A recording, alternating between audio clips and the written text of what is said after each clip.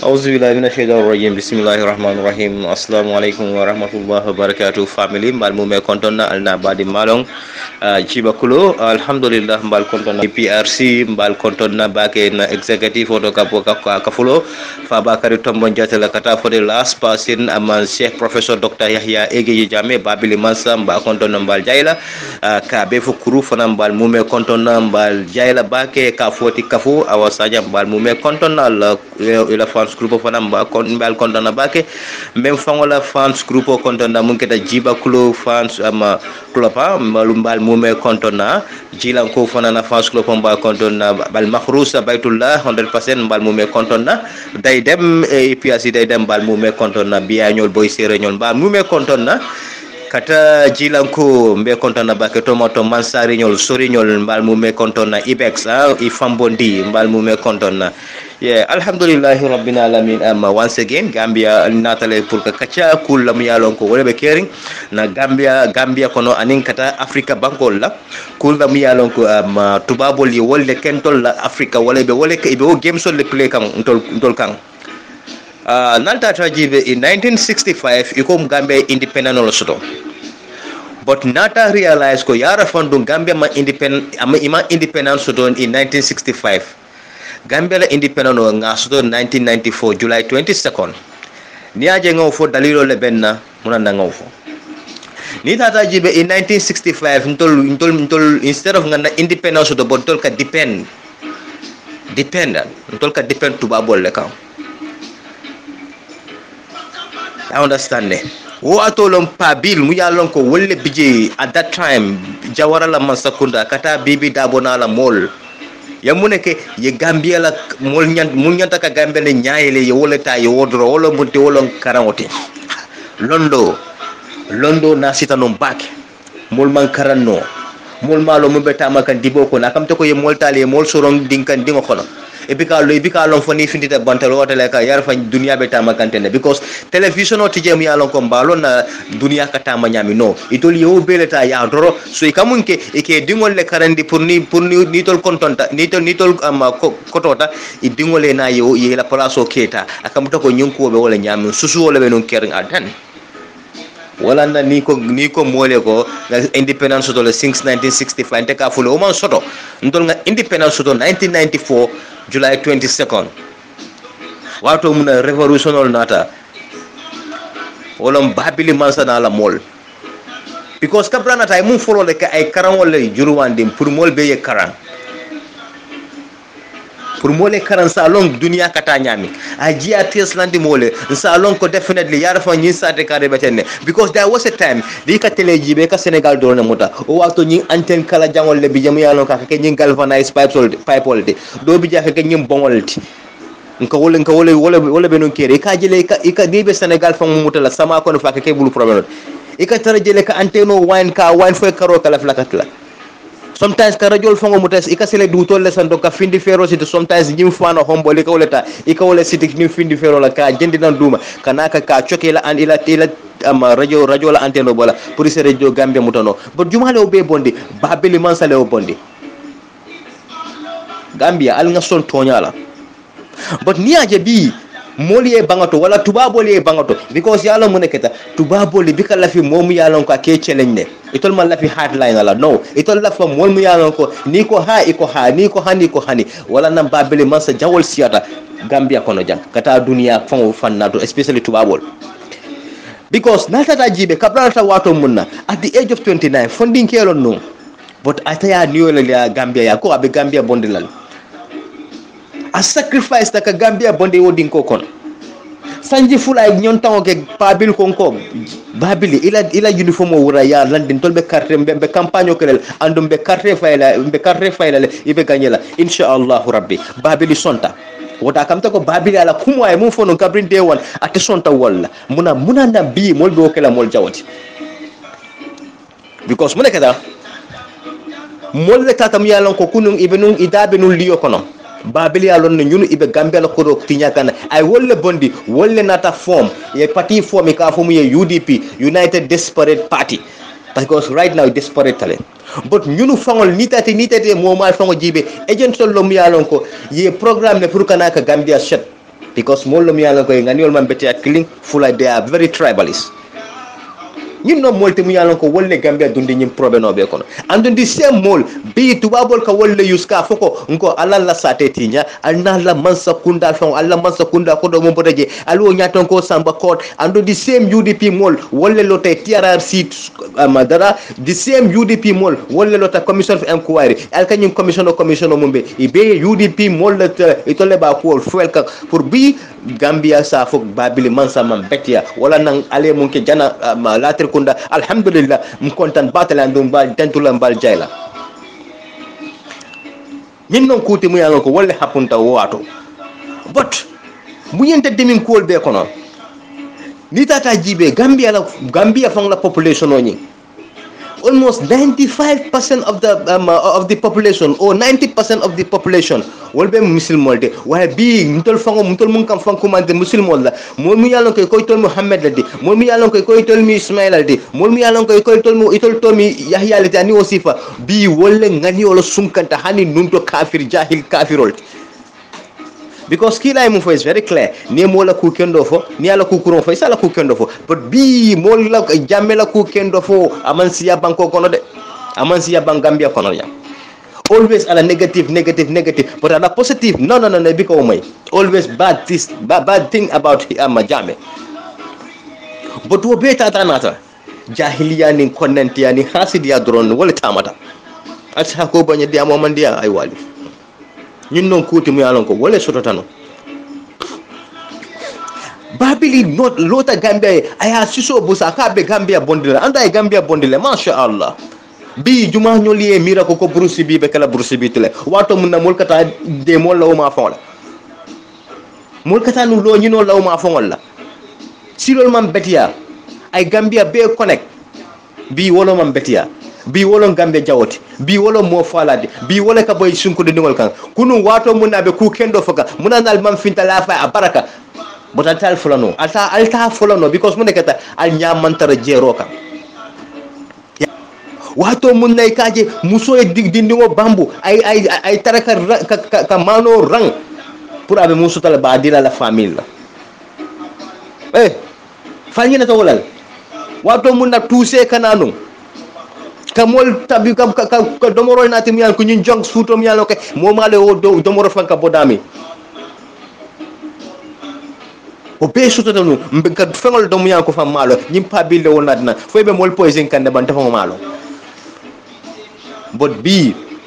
mbe nga jela jumalo mu juma be to ñaka andi mum mantara to ñaka okay ni aje nko tubabol lebe Gambia wala Africa take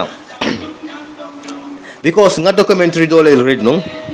nga jele ko in 1963 kana fuji sound kono ya 2019 almost 22 African legend Africa la mo kummal la mansakel ni mo kummal mo modni fula français wole fa 22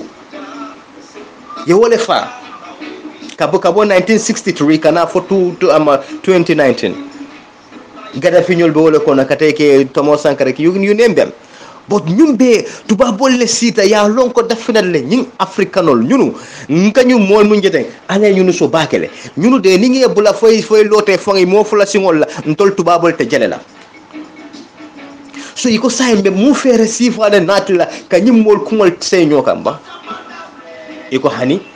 al ngana temta because nunto nke chain la comme ko kunta kinte nyol keno nyame so this time around be mu system sifal natla iko okay say ila mansa kendol mba fola wol mi dictator ledi wol man son ka Gambia ila sate mol la nyanto de la so ikanyum ku ikananyim ku sifalata ka wodun den tol son do mol kono son tol fonan kal la wala ya na fo okay say albe mu nekala al uprisings ma wolinde wolon demonstration o mi yalon alba fola man sakunda e ji dia kuya andu wo man sakunda kilingonye wato mun alba to monga alma operation okay ale cartel fay wolna tasi so munan naw ita fola mo le nga cartel fay nin cartel wasway wato sita weji andi ni la okobe e toli la sade ko nena mamo tuba boy operation ko mandi ka fay la man sakeji ani hadama dingol mum be niyo kolon ani hadama dingol mum be fa inene ta moy la ka foko alla mole nko al nyimman sakel gindi dia ko wala nga namman sakel din gindi dia ko no muna ne ka pusuntol africanol kan ndol nga taka hakilo le yuska jeko ñun non tol fango jawati ka kidol di mol lanko ndamangol nga ño fa bang anda aka kewol ñam jinkelo mum bebe kering africa itol le ba duma because mo nekata itol ka kelo ke interest le kamma because ka kelo ke ila profito ni wala monti profito long na nafuloti na kono fengol na gold ni na diamond ni na tulol itol jaabe wala kan so nin tol nga ñofa fo nga ñobang nga fenti nga tasi wulo kono wala nga dulata ka fu mi am refugee camp nga tara siri kono itol na yo dulal mu yalon ko na nafulo bi jel e ka jele sikyo kana ha mbe security dilala o watebe mo la nafulo taka ne kela sa te developed andun tol african ol leka so wala andun tol african kilingol leka sin ka ngawdi mba fi ay mala sometimes ni tele jibe yeta ni asay am refugee camp oldo samaka tara na kay kadingo jela abe lorin sama kono samaka lepale fo kuntu dingo nyebe sirda maya fang aya Allahu akbar ika jibele fay bika understand munat na ñunu ñimbe kala ika jele ko ika dula jele mu yalon ko a very big place yina ye tento mu yalon ko hani 3 meters amasi hani na sifora tambe the whole family ka tara wole kono dindingol musol sa salbe caring ani ñun ku jama andu nita tawol jibe before wolbe num bungol dom yalon ko they are very comfortable, they are very free. But tubabol man lafintol africanole free tubabol man lafintol nga tara Cairo kono tubabol man lafintol nga tara nyato e man tara man lafintol nga tara santo e la falo always ntol nga tara duma e kanna on molleta ka fay ko say mbe kido dira wala mbe kodo dila atole ki fitno mala nale mo fa so ni atola family mbe wolta la ngi samantol ya so e bajela ko atol be free la so wol fona ka so walla Africa ding kurungol ledi bi ka fo wolle intellectual jama bije those people most of them are politicians e ka ñun na use dol bije ka fo tol mi human right activist lati ka fo ha nteka hadama de ñantol lekele andu hadama de ñanto tubabul mi yalla koy tol ye bara jaw baleke wandi sadel kono munatina atol man lo aliya fo tubabole hey ale mun ke Iraq ale mun ke Syria ale mun ke Afghanistan ale mun ke in other country al manya naka wolke ale mun ke ale hadama de ngol ñantol lite munanna atol mun ka woko wol campagne munanna al mafo wole ko atol fu jandimbe example set la African leaders sol kan ya example set atol mi yalla ko atol lake ya ali samba ICC but anene wo moy no ite tubabol samba la ICC ibe only African leaders sol le samba ICC so ntol din kurungol ti ntol wulol ti ntol jankadi ngol alsa hako bonye diamo mandia so ibaje ko our own people our own strong legends ko leta ka foto wabala ale kitindi ale soro so ni o kere jele ha imaje ila kebe no balamba yala imaje nga munkal imaje Allah ahina nga soro alda nyaayela ala nya foto jele ala nya keso yere ta al sa lonko definitely mbe silo muntaka o mantara o magesila kendodi always nkanyi ne fum gambe nole always nkanyi message ole send pour ka nyaayele ka tandala ko dunia ka tama nyami dunia man ke koy kanale par ye news ba penke yokuma ba fo hanide korosirolong bi ala jibe dunia kono kele jelle be kere ni nyini ka alka mune kele jama ka fole okay tulol long gazol long gold long ani o sifal look at Mali hayne be kasi be ñoo fakan e ka sifulol le bula ñola ke ko takende to leta si jona dumal le ke tubabol le ko dumal ke français le okay alsa hago bay tubabol le okay français le okay imela sojarol kije munane bela sojaro kilaje because mune bije nafulo mum bije wokono kono finga la faki bulo la wala kan because Europe is bankrupt fentije ila nafulo bebe nyin third world country le kono wala nyi Africa nan ila nafulo bebe janne so ibentol nyakula nyami bole kekal ka fitno malal molla sade kon ndamanga nyo tumbu ndamanga nyo fa at the end of the day president mum bije natara balanale be nafula nyi president ala wato mun abe mararo la ay mon ay karini ka mo jamal le fadala mansakunda so nyi president nyi baso ni la fa wole ye da bondi Africa la ko kono bang let them keep there Europe andon tol fananga na Africa keep na bena kino ni na supakanya ni na palasa ni na bahalo ni na pembengol ye wotu mol bulu ito yela boga ni fish and chips ani wo sifali wotu mo ito la sade kon inyanta ka Africa no bula nga disadu fangoye because ntol Africa no jama bije mbika ku disadu fangoye only tubabol la ka disanto le nganta ka monke so nal ko independent ale wo independent no le na tare be independent nyanta ka independent abele to na fulon to le nganta ka marala na boro on le nganta ka marala na education system on le nganta ka lombe mumbe na dinol kanandila munna ntolle ba determine be mune dila molla nimte mune dila molla but itote tira gena ka fontole ko mbengine tala after at the end of the day nga songala nimman sa ke mun ko non te sonna wala e ka mune fo e ka fole ko there will be regime change man sa kunda fale ngo be kalal butu nimma man sa kunda fale keta e na yo to le ta yo wollandi moli ko ka fole those people are the democrat alse hako banye fresh call mo le bella ika fo president wala democrat he nyim president woto ngata ay hadama dingo nyanto di lele ay so lo bango ikana munke ikana ni ifon ikeni iko di ala subhanahu wa ta'ala because ikamu follow takitake ika folen ko al islamo burkaba like what's like adama bare munke kabrana ta islamo follow atakita alalla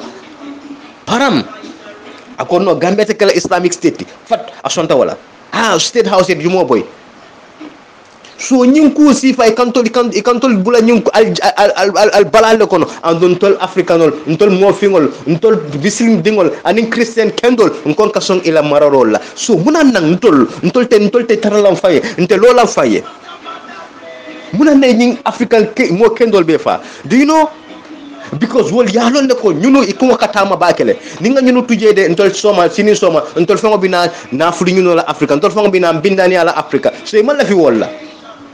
wala nday kan na nyaton ke kendol beta ke be fa kan na nyaton ke kendol ta ke soron kan na nyaton ke kendol ta ke buli ke ka kuma ne be kela ke kuma di tobella atol kabrin dunia baya wulu fobi alnene ya moy le tubabo ka fo mo ngi tubabo e dictator but bibe ifele be african wol dictate kan so muna nan tan na mol dictate la ku kendo kan waye sate din kunol sate jawol mom yan ko agent sol lon tubabol ye wolle ka si tubabu du dol bije najak e koy kan tol dambangol le kungol takki nyola nyanta kan hakilo use bakle nyanta kan na 6 common sense use ma fo 5 nga 6 so use bang nga nyim ko analyze kendeke nyin ko lebe tamakan dunia kono way bi jumale be lola ka fale radio bon jumale be lola ka tonya fo atelier atsi ma fa di stola de burate siala because bi hani bi ninga programme ke radio kono be bi le benen dirol be moyla bo fonte kiatal no to nya drolenti atele siatan na atele siatan bamati hani rasul sallallahu alaihi wasallam to nya fa wala siatati munan nan gambe nolte lola ite hanya ka to nya fa munan nan african leader solte hanya ka to nya fa bi ala chibe ila uju en jumale ka loka africa defend momo ka africa defend you are in trouble gada fi yo fale sadam yo nyol fale ya yo kelele babili man se yo fight le but alhamdulillah rabbil alamin ima fano ya kelele abota but ima fano mugabi jibe munke ya kule andi tol mo kilungo ke ko kudeta ma imam kudeta kudeta man they imo accept africa but ya kunya mi in a very civilized way e ka fa ya impeach nyaadile impeachment mu yanko manta through national assembly ñunu ka muli ka jumañol le nene e ka jumañal ñu di ka jumañol le ñaako ni talakanol la fu ñun ya miral mo stupid taliban ya miral fo hakilo tan tolla ya miral fontol bi kam mira ba ñun non kutum yalla ko le be kere but bi is too sad africa jibe ni nata kono fengoto ntolle nga soto ka tambi hani tubabol fengoto but bi ni nata jibe fuariya do ntolle fuariya ta ka tambi molbeti ntolde fuwari ataka tambi molbeti bi ala jibe na gambe tulo for example compagnie dole na danu nyang e ka fo muy fa compagnie ni nata janne e koy na tulo nata walla but next minute nata muneje nata nga bp leje wolle nata toni bilana la molle nata e koy kana muleke e koy kana na banku kono fengol leta bati ba tala nyaadile fontol gambenol ya kala mutele bang fatol gambenol munkela moy jiba kulo ko faale akala mutele ba ko na tuloni ya ta ya di compagnie dole ka fo muye bibi munon gambe la interest oti andun tol gambe non nyanta kam muna fa wala nyaadi le nyanta ka jalle soto je ali alo ne bang bi gambia fela be meskono jumone kala mune kata nga president ngol so wala nga nyaton ko le so mi yalon ko wol email mo value ye tubabol le janto le value ye tubabol fongole value dine tol fon kundingolti jinno kuti mumbe kere wallahi momo man nyim foy man to nyafo andun tol to nyambe lola wala ka andum be fala wala kan nade tamari mo satallay nta jibe la ko jinno president o hani president o to nyalong man sa kelon ta nen nante kuma kuma kurunga fulay but jinno kuti mi yalon ko nyata ka fay wala munte ka to nyata ka to nya fay kende kaya moy because bi hani ni tata jibe mol bi jëm yalla ke be do ko wala ay service be wala bana e ka nyonya ko jibe ka he tumando ba nga nyim fo na so ko no ciuni ciata ko malaje but imira ko ite dingol kanale ite mamaringol kanale imumurungol kanale so sinin soma natole nafulo be tali adi nyun tuba bolla atul say ni wol nata fay mente ibe muna tarlaje o alkana so mun keta mole tuba bolla o jawara la wato la alkana so the same thing and repeat again alga kele gambela interest alga kele africa la interest alga lo mo flashin wala ngo kele ngaje ko africa lo africa lo amo flashin wala ntol damo ka business o ke nyoka ndamo ka nyodon to kodola ndamo nga tara nyoka ndamo nga nyo bunya ningo ke billahi wala taala africa be kala world superpower lati because abebe mol bulu janne abebe mol bulu janne bi mbe mune kono mbe kasaro le kono mbe kero le kono mbe nyo fakane mbe nyo bom kane mbe nyo halaki kane mbe nyo mutakane kane nyaton ko mutake soro Africa is high time pour nga wuli nga taram fankam bang ngana depend tubabo le al nga depend fongo kan we need experts yes ngana molta nge karandi ko tubabo le hakilo soto molti e ma hakilo soto munte ale da nyami ay tol dawol nyaaw the only difference there is the color kola drone make kelingoti nsa keno yes because breno be mol lale al nga karang ni nga karang nga long nga mol nati na muyalo ko be na mol karandila at the end of the day ntol fongo na kono fegol ntol lebe marala ntol leba process la ndam lebe business o kala ni la fanga wa fila itolte sida gana ka fo molem ba nyim price le dilala andal basana nyim price la al nga kata because already abanko bijane everything is here why can't we do that but no ha ma hayi tubabol manke faculty manke alati manke fenti hada ma dingol long ka tolbe nyamin Gambia Africa al nga nyaayele al nga Gambia la interest jibe al nga Africa la interest jibe bibi ni nga Africa jibe everything bi jande abele bijang but ikajira tubabol kanale akamta ko ni 1 million soto $100 so bonde wala $1000 ka alhin hey molbe content hey wallahi tubabol fele ko do ye mol sonon ko do la hey ñin tubabol kay ka kata bakele hey du atoli alon wol ka how many billions de soto o trillions ali alon wol ka jelle soto na bankol kono iba fula al tolel jibe ganyin damandi ngo mun champi nga wodila you know itol ka wala contente wato itol be how many billions ikad mo kilin fango jela mo kilin tron o ka jela wala nafulo dron wala kasiya Gambia la nafulo mum ben tol la fango la aranke so fon kono andu wo ya soto munde a soto tol Gambia la kono wala a soto Africa la kono jela atol amina wala fan tol lale atol amina fo la fam wala nya total le so munan nak atol bi ntol besir ntol falimal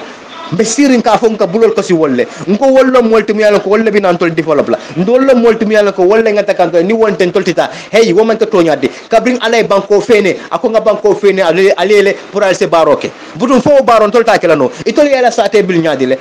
fo do lo tale ko ni maji ko lam fo remote le babul ya control i lo tale ye tesiti je doko ge woton tol fana ngata kan tesiti nga doko ge ngan tulol kasi la ko la waye Africa no ikasila tilikili fula ya amando ko ke ay finti ha nga donat nan jandi wo fana be do ko kala waka bila kala poso kono na tara tubabo la ejeno la butuo was a siege for decades but na tara man tara tubabo le e ka fo wol leaders or dictators rebel terrorists and so but let us respect our leaders, our heroes. We need them. Hey, alnye commande. Look, ninga momo jemi yalon ko ay vision sotale, clear vision. Alnga sate dia la sate dogo Africa in general. But na figol lon tubabol, na figol lon. Why na figi dingol fang gouvernement ba fang be Africa fang le kono. Bi achibe. Yes, okay. Say mbena nyin ko di nanga mole donate la in Africa. so woko do ni ya natina ya faina africa ka ke nyami ya fo okay sala tala okay why dal ba jola with interest okay no problem with interest fo wato mun ne kantol mama samba nunje kabri mama nyole do ko ke fo e jole with interest fo e jole bang they were not paid instead of buse ye jo ye beno ke butele ibenu ke butele ye joyandi kabri ka dunne la kulungol kono kana africa ka mol mutaka na flota ya muneke ngamuneke la man fenke la but bi hani atol dingol atol mun ka bulo ko siye atol mun ka fo nyinno mo won nyon tangode nan la faka do la sate ko ne ka fo le visa nyini ni ma visa so to ite dun nan tol la sate kon kabla atol ye la sate dada fu fa pareta so wo mo kilungol bi wolle kana fo kay kana beti yalla tandal wate ibal dingol to ibal dingol to randi kan tuba budo ibal dingol halakandi kan sometimes sal dingol nim ini la police ko tara ñoo bay ngol mu nekk ta aman kayto soto a piece of paper mo le soto wala na nta to la ñam banko kono ya am bina sendi la anda ni kana sendi mu nekk ke e kane deport le without even without passport ke chen asif ko ite mo le fa wala man sa ke le fay kono fente ko e mangana ka dum mo le e mangana ka na fulo soto sa itole mo la na fulota so ndol kon kada ko di ñu non la je control tita ko di ñu non la je so atol wottu ba kilo ngonya atol la ta wolle la atol ka wolle mutako alanding alka wolle batu nin tubabo man fen fon tal africa no man fen fo ni ko yes wala nan babili man senga respect wala nan Gaddafi ñol nga respect wala nan Thomas Sankara and others hardline nga respect because mu nek ikalole ka fo tubabo le ni tubabo le fani africa fo le hey look John you are lying iman tonya fo ye fani acha ko bañ yes ya fo gayle yal man tonya fo itam mang fonka ñoo jibele fa to ñala ñi ay mu fodel to ñala bo diajel man la fala bi ko na bije ntol la na chuni ciate diala so mbekele ñaade dal nga kele so nga la mol yusino ha nga fala moy ñu mam beti ha en asambe mun kala ali lo nga modo tangi karandi ni karandi ñi nonsense democracy la ha kana fa ni himara ni wosiva ina ko fine yena yo molta yo wol karandi wolle kana ka yela ñi alen soldung la kosdung ina fo go lamino lamine 46 fake naka angale kan fo faka nyaakili ngobiti wollon nafigol fangoti walla min nyol wollon nafigol fangoti iso ko wolle use yena yi Gambia be Philip Falabi be dundi ñokono tribalism and all and other things kanaka mul kuma be dundi ñokono boy at the end of the day nga no man sakil tangi fa wala at the end of the day ikamol la stom yalla ko woldi man sele be do ko la direct ikawol asameno di wol pour wol fana se man sele man sakunda ama undermine so ni baga ni wol ka undermine ke ni wala ku gëna ke ika information no base hey ñi man sa kare fale ñi man sa kare senel ñi man sa kare hey momo sene ko kala sene momo sita banko ko na kaka sene ala sene ntela ngaf because ama easy tubabu la information bi kali gonya muna nan tolla state information ay bota la ka wolle wala na nga ñin TRRC ama TRRC jibe ama nga ñim mol jibe those hypocrites and then those so-called junglers, I call them coward kalobo ka diamo ba ka sojaro jaka diam fa ko kumbo hey state secret I understand din tubabo mo use akaka na Gambia destabilize ala fa ko dabo wol ma ngana ka spare because minority tina ka fole be majority la kay rol tinyala ay ñun non toñati way fole man dia na ni momo kan fa dabuto that's your own so but this is the hard fact ñun non toñati ite la domoro ke foy kono fo da ina tan kido tana ye suk na ye kido tana ka bondina America wala ka bondina Europe kana ka inside Gambia iko kana Gambia no le fa because mo ne kana al mal la fi ya jamel Allah fa ko le fa because mo ne kana tubabo le koy mal la fa son tol ba fa la pour tol ngana si fal ka all on government set on da budet ñin non ko temi yal ka be tamakan jumale ba fo la hanni ñin na fi golte son na ka fo wallahi jiba kulo bi janne nsafo wow nsafo hani nali e banka be fo bijele mba be fo la hani fenta to laje ñin non toñati momo sonta wolon toñati imon su wolon toñati wallahi alazim abida min teng badingol sama bina kanne mba fulale ko assalamu alaikum wa rahmatullahi wa barakatuh sa ko boy ñon because kuma kan ko liata asike no ngabula mo kasida natara mbulata mo kasidal si hako banyal salon ko hadama ding nasola la natara fa nga kuma kendo fele kuma kendo mi ko hadama dingol fana se muna fala al salon apota mari man satallale bulu asi hako bonye mba fulale ko assalamu alaikum wa rahmatullahi wa barakatuh ñing constitution o men aba fo kanko constitutional review commission man soto ila report o manna lum men na bilo samba député bungoto iko constitutional review commission ye mandate men dila is almost 3 years pour ye la report o submit Halifa Sallah wultala ko e ko look albe ñing na fulu ba men dun kan ñing constitutional review commission oto ani albe time frame men di kangila na fatala ako indi Gambian constitution clause sifa fulale bije entering clause and on entering clause wolle bije the entering clauses ya jamela député wol wolle faling the on entering clauses ama wolu mano because wol buka mano for referendum moyeke so those are intact woto men nyanta kela sayin alim fanan na mansa kundaye sibang misulata luwal bonula na constitution o kono nge amen nge nati député bu ngoto jang nge approve yeke luwati diamo e bang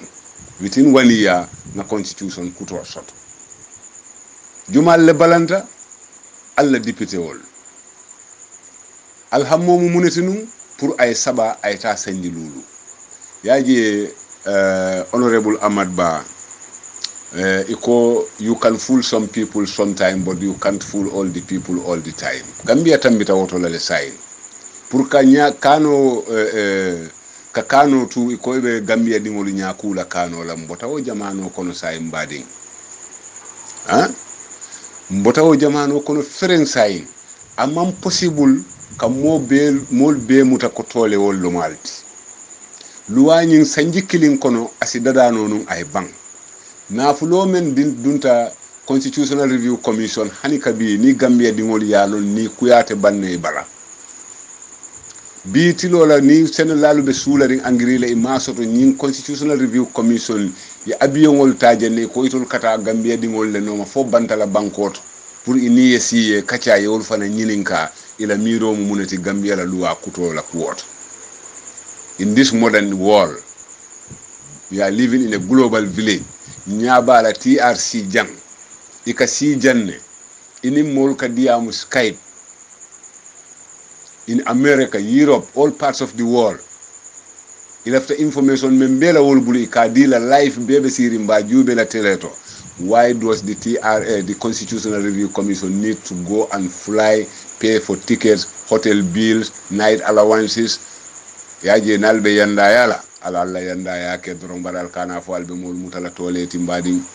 tole yati jang anim fanan bunda men aba fo kanko constitution was watered down to nyalom it was watered down barin sa murundino abenu nyamen menu ya watered down député bungo men bi jenu majority menu bi jenu wol katamanu wo man sakunda la lafin na ko wala bi constitution o be damen ni ya sambalan député bungo to wo majority man tara woto say majority membe je say wolo most of the best part of the National Assembly members be bota coalition government ne bala so munati na wolte o approve no la ko wodol ya disapprove nyamen dia moy bang so molte toleti kote ke alte mol filindi no la kote nge men gana interesting ta fanan ay dula do ma very interesting ako operation 3 years jotna molu ako wol si men keno ite insecurity keno la banko kan because Gambia is a country within a country Gambia mu banku leta be banko le kono so fitinote mala no la jang ay continue jang it has to stop ako men si keno drong isi banko nyine teyno ni banko nyin tey baro si tora ate hammade tora ndol banku dingol be tora ala je mbala fa bakele because ni aje je mbala fa yara fang man sakunda min be sirin jambi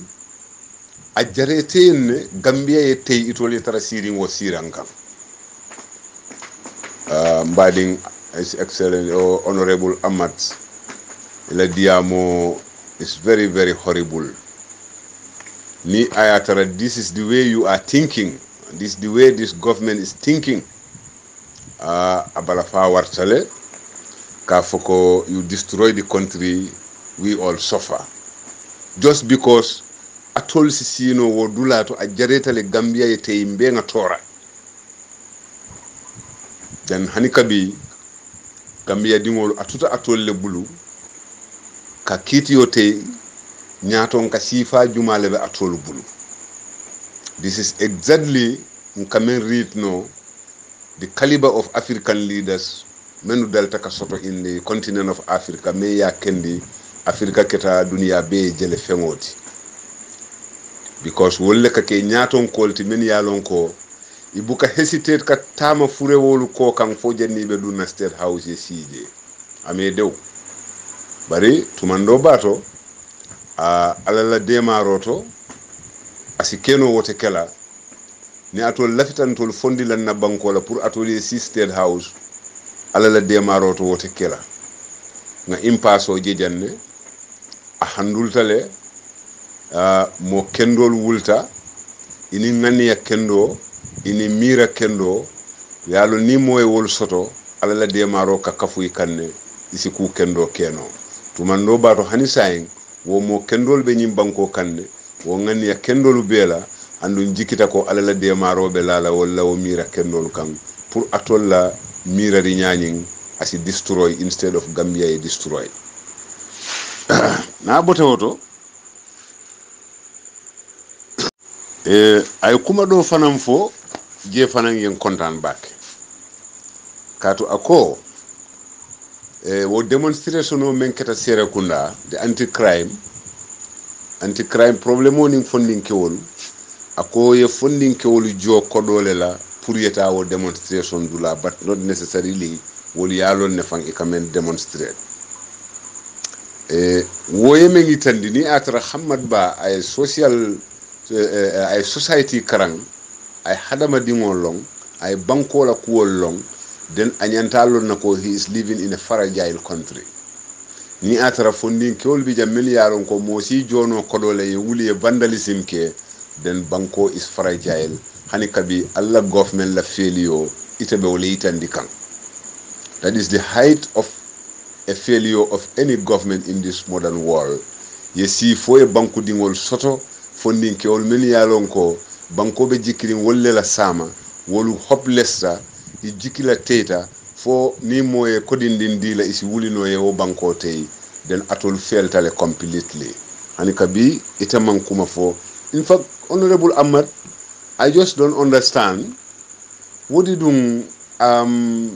abedi amukam pour ka barola government different bank for anatale bi pour ka castigate this is boggling my mind. I can't understand because I fem for jang wolo mu nyinti ko barola government is a failure. He has not registered a single success. So wala kending it boggles my mind whether Hamad is absolutely out to defend the government or is even criticizing himself. Your guess could be as good as mine anyway. Ako funding keolu inyanta doku wole soto la. Ako ni aje nyimbe keta doku wole man soto funding keolu be siring iman doku wo soto. Nko gorek na time wo sita nak. It means kabiri wo incident keta wato men. Ntenga kuma kango memfo. I'm happy that Hamadi na kumo moile and I appreciate la and I accept le fanan. This is what I said the very day demonstration nyinketa the following day nga audio membula nga nyine itandiko funding kewul men yalon ko ibulata baro no man ko nomination lungo ntabi jele mbetema funding kele siyata je any category of people ti menu tata no won nomination dia mol siyata nyawnya funding kewul le siyata je no nko wo funding kewul ijikila tetale ye yakaro men soto num baroto foye kelo ke pour baro e si baro si ta sanji sabanjango mina dun kan wole kono hani kabi to la batabe kafukan wolle jikila teyo wole bula nyinna Hamad Ba na ta kanna kumo bambandi am happy ko aya moyle andum asonta ko wole be keri ako inyanta do ko wole crier la pour wol si do ko soto bari silan do ko be crier no la nyaadi ama nyine fono moliye ila man sakunda be mune ke kam pour do ko crier je kay ay bring ay je fo ngamera aya je ko hani anyong paneliso if including the host fango fatture ibele fulata jerola kato ako itol bina doku bunda wuli sabale yele la fondin kewli kari tanni fula nyaato woya nyinin ka mintole ako cement factory ako cement factory ibe wole yele la Gambia jang ani bunda ko te ngola ko bari alto wol tol fola folo bari cement factory be kelale fondin ke wuli saba wol be do ko sotola mbadi ngolu Gambia, we are in a very, very sad situation because we have leaders, many alonko, imang ila left and right fangole long man sakunda tama nyato ani mune nyanta Gambia la problem o fango solve la cement factory wole be funding ke woli employé la nyim bankun kan ate fango damata dulato dame yalonko amanna jam fajela but it was interesting ako serung aliyalon funding ke jelle bota karamu to be sirin suwa kono nyinam fanan jelle bota karamu to be sirin suwa kono yalon alafta modo la diya mole sunya la woto bari bawo ala londo man futaje ata nomba nyin court nola that is alpha bado bi jam men kara fo moliye the number of thousands of funding ke men ko bo karambu to every 12 years alafta wala court la nan bari amalo bari nak that is in the thousands of thousands men yalon ko ka ji karambu ngoto ibe siri nyin banko kanjang ke dula tela ni taka cement factory fo nko lati ndey be jeleta Gambia you must look inwards private sector menu kana mol la janka foko nata investor wo nenete Gambia bondila fo nga Gambia la sovereign wealth yin fo nga wole do kundi ka yele mandi ka ke nema fengol menu be nyim banko kan foka wolle yele mandi ka ke sototi bari nak wo buka keno commitment nin londo koma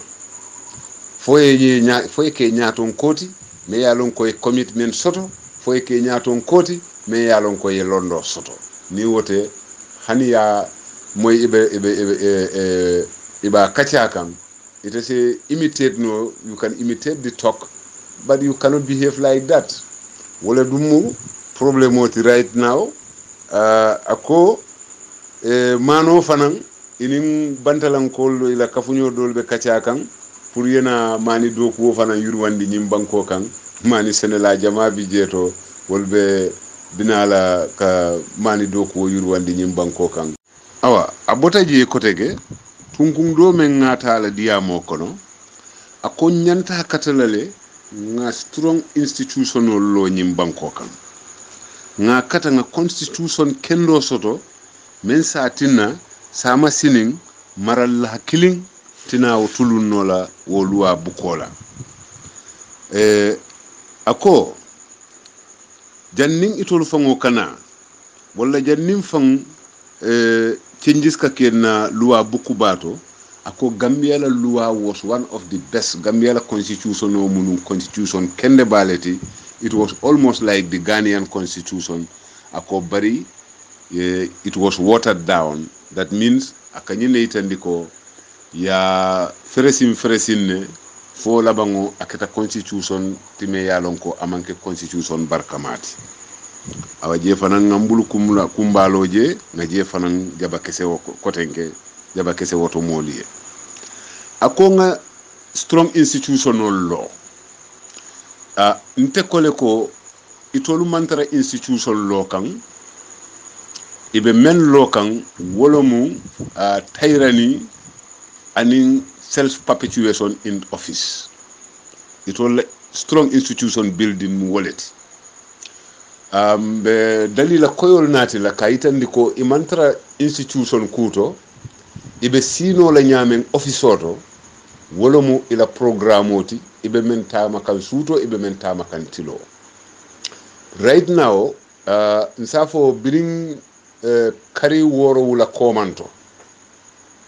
nga menje itolbe menke kan wolomu ka fomolu janjandi Gambia banko ton konnano be kono ka foko nimmel lafita yuruwala ye to safe baro youth movement fomole bebulu ikawole janjandi baro famola natalo le bije ka fo baro youth movement iko wo fomo ibe tole safe la je yela ID card safe je wala la voters card number pour ni yuruwa nata isa soto aliyaje mo me yalon ko banko karfati ma bari imam banko tama nyafango long akaba kuyata abala fa warta ni ya jube be diamu kan damen ten just 2 days ago tilifula komanto nga telephone call soto from Nyamina Batinjol ani Mahmoud Fana yen kolle ko angiri wo i borinta noma fo i batata ima soto itata jam fo sapo ima soto inata na kibaro soto ko bamba tenda angiri wo bije iko membe je iko angiri be membulu ya kolle ina diamuta ako abe angiri jama wafu no lemale itol sate fulo denta ye turo ko luwas $6,000 ye men jowo moto pour yeta yi angiri jama sannan ya nati ila o sate fulo nimme ye nyamina bati njollong ani Mahmoud Fana lon be yalo ne ko musate ba katangol letndung seno ka waraje bakele they need a lot of fertilizer inata wo moto luwa $6,000 itata fo wo dulato kendingo e boto tanne wafu ima aliyaje mbadingolu Gambia banko la Senegal ka bata menke ni banko kan ni Hamad Babe institution kumol fo kan ibe baro youth movement balundi kan Senegal be bataring fondinke ol be bataring ita ataka fo moli institution wole o ko do men fay nyo kan fo e wuli woro jog pour ka wotro ko wulinde pour kata fara feñe kananan wo keta zero boto tang ye wole soto je you go to Senegal yeta tarako angriyo iba dontola kan Senegal make dontola andum amam banno ila mangasino kono abije wo fana mukele ya soslet Gambia molla ko do be la poso kono asandula aman soto wala kending hakilo muruta lummenna député bungoto e ministre e bilo tendaje kayitandi ko ye julole ta mentata fo million muwan anin lulu $25 million pour ka internet do ko ke nyim banko ka internet nati Gambia jang Gambia karolu bela nga remember député do sotota men wulta ko e ko ninsi $25 million don tono pour ka dundi internet do ko to mafo internet do ko ni amam betea bari mune atin nante $25 million fanan don tola woto nga dundi Senegal Senebundato can you imagine Gambia na la doya ni $25 million invest Senebundato Senela jumale ba fola mam fatalay sa soto bari hani imawo danku fan in fact député do bije Senela dingolo mati wote wole fango wulita alota kawo kumo fango buros aside at the National Assembly ni Hamad Baka fo abe institution kuolto institution wol men yalon ko ika piko pol le sang aning motorcycle ika fuel wolbe borinna iko ibe kamune boring ibe molle nyininna mennu nyanta president Barrow la second term support la wala mu institution ibe men bilkan but you go to a police station throughout the Gambia ya tara ko vast majority of the police station mobility te bulu tamarlan te bulu motobe station ol menu to fanan ila fuel supply clear source de katu ntele fango nga kisi is less than 3 liters a day wala kendi in most cases e kata ye case soto police inyantata la mo arrest la isa fo ite case tiyo fango e ida ye taxi luas pour police ol yeta kawo mari arrest bari ba dololu e ka complain karamira ko police ol fango leke batandi bari wonten nte fango le tata fonga ko kesendi supply fuelo men kana police station ol men yalon ko fanye moto soto less than 3 liters a day wolum institution ti Hamad Banyol be men bil kan abe men advocate kan anyinata ko he's indicting his own government wala tin ko the chicken has come home to roast ni ya jube han kabi badingol anatana kotenke ka continuer wala atina ko malong fo hamad bidu anata ka government nim fangole criticize for ka defend you cannot understand ako the poverty gap is growing ako soto menu be soto la wala soto be kafu kanne bari fuare ya menu be fuare ya la wala fuare ya be kafu kanne so gap jimbe gena fanu kanne so mantara ka kata nyola mbe gena jam fa kan nyola le Amar, this is interesting silang jumal le be sotola anin jumal le mantara sotola kabirin atol sita as a government alko aliyatra yaya jamme kofas ning mtile alko ntol nga songa bata fo jannin ko wolbe sein kan dadala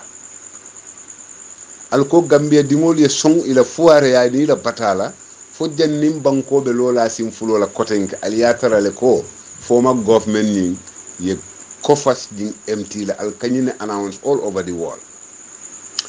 bari wo former government ala cabinet minister la salary abe no mintole anin atol tabi abe mintole wo former government et le président ala salary be no mintole anin bi atol la président ala salary be mintole wala kendin ko me understand bi de fo be diamu kan out of unconscious whether you are unconsciously talking I don't know because you are indicting yourself atol ya la salary triple to 4 times almost 4 times atol cabinet ministerial president la salary is almost 3 times more than the former president la salary itaka for mo le ko the poverty gap is widening who is widening it now atol natal fan exposed to the whole world badin Gambian kolu on a more serious note this is Hamad Ba at his best ay ñinne fo Gambia dingol bebe siring television to albania bala ay ñimme be foten ndalta ka ñine fo moli fo rumo to janko ñimman sakunda bita kan nyamen abukan samba ku ñimman sakunda bita kan nyamen abe fuare yale kafukan ñimman sakunda bita kan nyamen fondin kewla doku soto baliya wala be kafula ñimman sakunda bita kan nyamen jarari bundal be fel kanne ñim bita kan nyamen senelal be bata kanne bi fortunately Hamad Fango as a cabinet minister ay ñim be accept le but aman solution killing ne create ako nga bula doro itolieta sanji lulu I have no problem with sanji lulu or sanji saba as a person whatever it turns out to be I have no problem with it as a person but to nyamu menti atolla man sakunda asimenya onya Gambia dingol la batabe kafukan wole nyama abuka tala atuta Gambia dingol le bulu ala barka bake alna albadima Umar Demlam. Assalamu alaikum wa rahmatullahi ta'ala wa barakatuhu nasrul akhyar ngaru be konton momondi tola ani konton la ani be wato men do ani taradula albadima Basiru Cisse normally la wato sida bari fogana dron kalamin dan fa jansa Muhammad Lamil Mare na ngeten dunge jay wallahi meta kuma kendo fola bari la kunungo kumo fana masha Allah fo kunungo mo bang alhamdulillah rabbil alamin o be ko la tariya ke doron message sutun nom doron kuma kan sutun nom doron ko di mo la dame ya lon ko be dundi mol bulu nyoto kaje bondi nyoto wala mu nyenti ko bi ali halo men benna banko kan Yusufa Sonko e kumandiro ke de abe baro fan school of de baro youth movement e fanam beje le wahabiya kabirin alaji nduru bang fo kebu chamu bang fo kemo sedi kane bang e bebe baro youth movement ne mambalam dawda diata le droit taraje bari la taro baro youth movement baro e fanan salon ko mo kiline kelo e telesi woto de bawo ba kaw suko ye mo la loi bunya sufiol be yo lef oustaz saho yo lefo imam Fode Mahmoud yo lefo lonnato mal man dino haydara ko moy bari ngaaje niaje dusano banani kan wo kuma kilin nyinam ba e to le kaf nyoma ba kaw sunyol wota skeno ko kilin nyinam yo bari say ngi tel kelela moro le say be mune kele be bam pule tel ko be dunna baro youth movement nani baro fans club pour saje ko banko tel be la firi wala la say be mune fole wala mu nyinti ko alalle mo menke je nga Alaaji Nduru je de fofo nyo kala haftano fe bora ba hakilin tam Alaaji Nduru anyo hakilin tam fongote keri minala hakilin ta ya tandila la nen ke bu chambe Alaaji Nduru be lorin kafo nyato abe akon alay mete ke president ay mo kilin na nyika ya ke president ko nyata no woni a tari tele si banko samano alabadi letel la Alaaji Nduru al gamem fo mole wuli yalom de mo mondin kafo mole ko alale baroke je be wuli yalla de be wuli yalla de imam pare molu jayla ngo ale nyine ke ya jammela wato alale ya jamme ke je ya jamme kenya gande banko kan jomale molo ngamira kido le nyika Alaaji Nduru fa lafta fulanye ko alale ya bula pura kido nyika ay jawara kudeta nin jawara mamboy num bori num mo nyo fayeke alla fa fula alale ya mari wala bampur koki wuli ya fo mambete ya mola soko lonna molu ko mel lonta wala karanna bawo lonna ba fayele karanna ba fay hakilima ba fay bi ñu ustasol mel bebe gambia ñu wahabiya ustasolu karanna hakilin tangolom hakiltela ala yetali bali londo lale ay bali hakilola karango yole ki hakiltela o karango dum fanay man na jamfa alla fa fula ñako ya jamme alale ya bulala pour ay kido ñi kay jawara kudeta alla fole fola ban ani ala ma bula wala ala bu kam mo nyori ku jawo kan e fon le ke fam nyori ku jawo kan o do sa nin ya jamme ku de tale ke ay banko mara o sa so kana lo mo le nyala ka fu ko ha ya jamme nim balan mem balantawma e balanta ala la lanyi ne ba bawo ala le ya jamme nyika ayake president ala jumale ya nyika ayake president fo ala le kido jinda ka dunga bulo kono ka fa e be nyine kele eta ke president ali nga nafikiya ne wuliya fo bulane mansa nyaani no mo le lo to nyaka kugoy samma sanyang ay kilo le nyika wulda jawar kama wole keta gambia tarikoti momen nanga mo fata je amman fadula to kugoy nadara fana mansa yata no atel ustaz nafiki kilun lebe lolal ka fo mole ko alale ya ke president alale ya ke ay nyimmo famen beke anata sibo fo alale ya bula kudeta la ban hani alama bula kudeta la afawla ngani ya jawya anala greedy wala abula makam sale nyine fo ya jamme jamano alale yakije nimme balantama andu ya jamme balanta jawara male ay kidota ya kudeta a wotumo ya jamme manke kafiroti ba wotumo fo ya jamme ma alonko alale jawara kije ban falimu alimo fay ban bari nafikiya ni mansa nyanyino puruka moldu mansa bulu alikanyum kumo be wuri wala kam ani hakilo manda ni tawhido manda wa aliyo befo ya jamme wato atel ustaz kilum atel leo befo ya jamme wato la baro baranda fenke majanne ya jamme majanne du sano men fango ba da sun kanne mo budaka be ko monyen fokan a balanta ya jamme majanne nyim political fongo men be keri du sano no baro la tamas kanna sorlat i balanta ya jamme bañande fo poto juoto ya jamme bondi je a du sano woli malon ko alale ya jamme ke jal mañana agence imo wala wotumo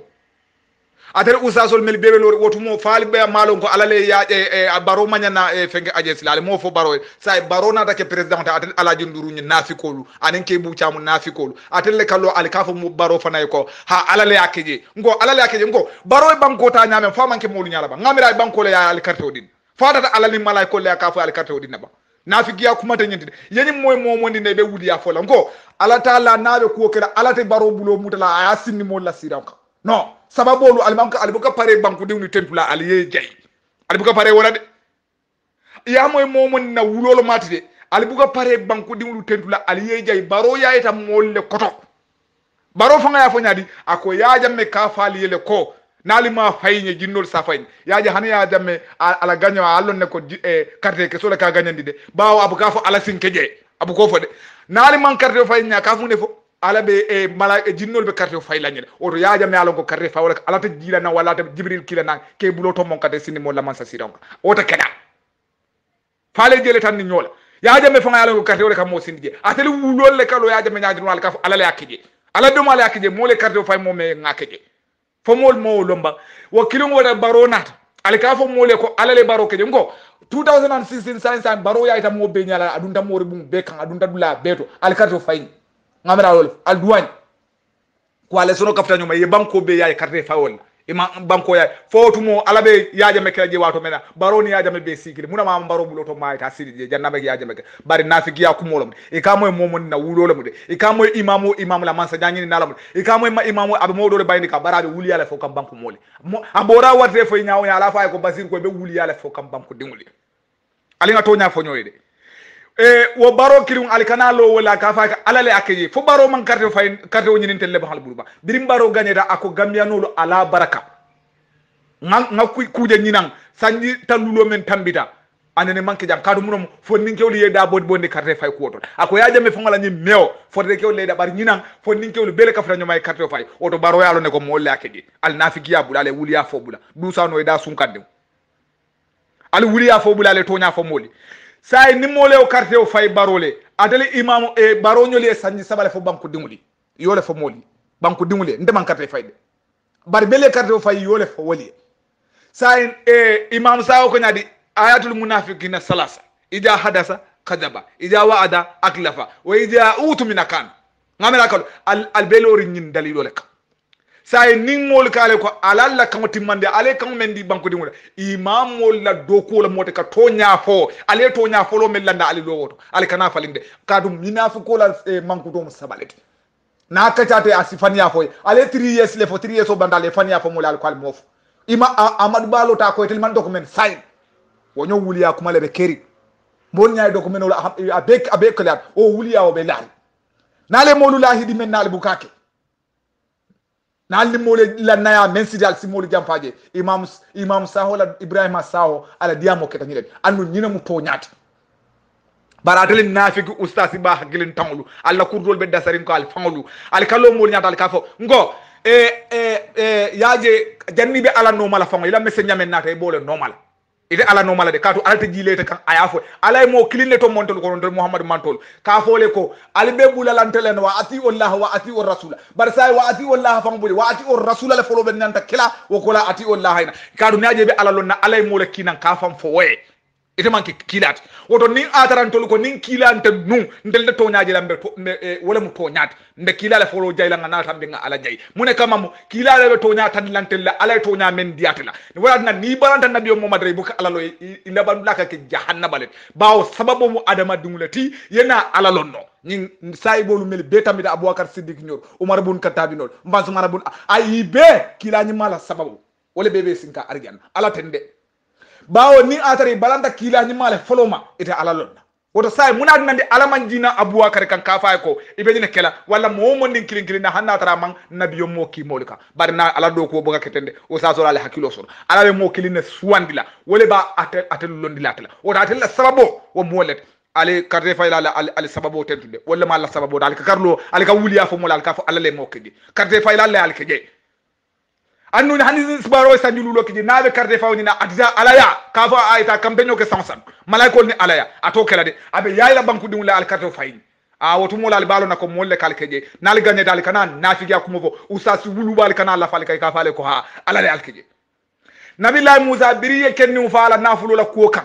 imalo jumale afa idata fay ko sade fula tema imalo ye jumale nyininka fay alale nyininka fotu mo alata je ala malon ko jumale afa hani bari tata musa le noma ikaye mario nyinin kanyi woto itella sababu mu musa woto nimmo ko nim musa ti yenyum kota ko late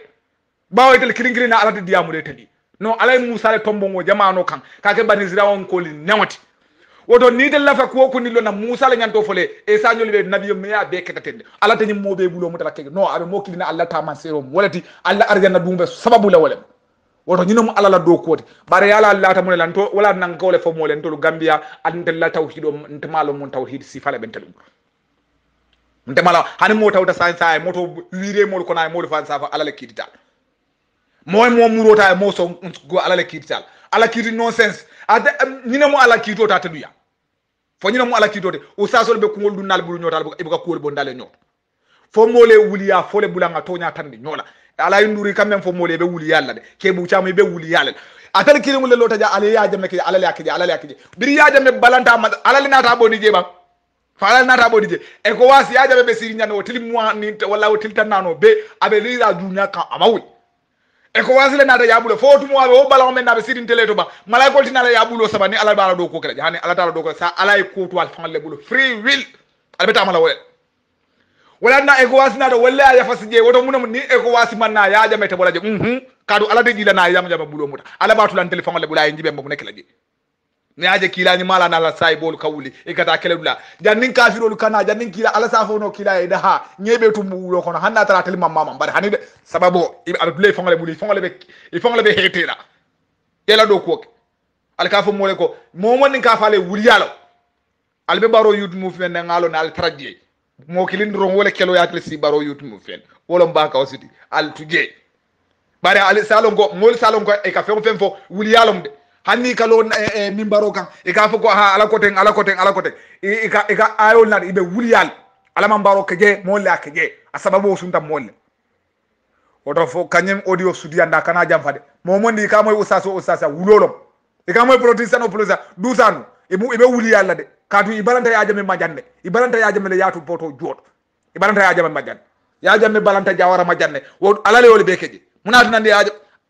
usaso al nafiki yabula yo ñina mu kumo do mande mudilla fa men kida assalamu alaikum wa rahmatullahi ta'ala wa barakatuh wal bari ma basir sisi al sihe katu bake nonen kumo fatiyata woten sawote